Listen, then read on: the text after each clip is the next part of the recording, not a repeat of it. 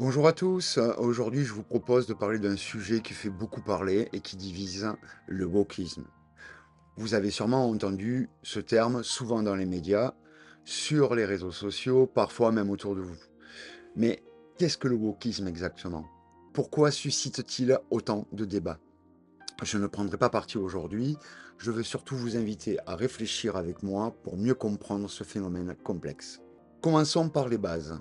Le terme wokisme vient de l'anglais woke, qui signifie éveillé.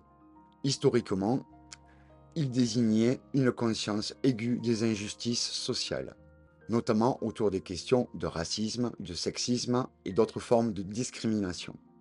Aujourd'hui, on utilise ce mot dans plusieurs sens, certains positifs, d'autres plus critiques. Pour certains, c'est un mouvement revendiquant plus d'égalité et de justice sociale.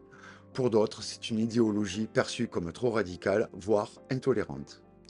Par quoi se caractérise concrètement ce qu'on appelle le wokisme? Parmi ses revendications principales, on trouve la reconnaissance et la réparation des discriminations passées et présentes, la promotion de la diversité, la remise en cause des privilèges liés au genre, à la couleur de peau, à l'orientation sexuelle et plus encore.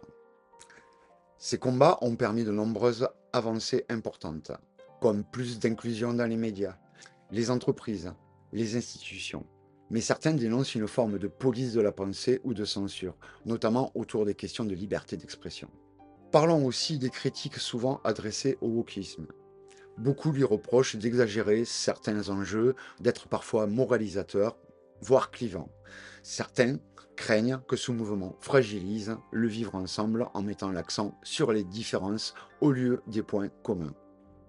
D'autres évoquent la culture de l'annulation, la cancel culture en anglais, où des personnes ou œuvres peuvent être jugées sévèrement, voire boycottées pour des propos ou comportements considérés comme offensants.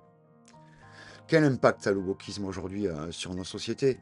On observe qu'il alimente des débats passionnés, parfois très polarisés. Les réseaux sociaux amplifient souvent ces tensions, avec des réactions parfois extrêmes dans les deux camps.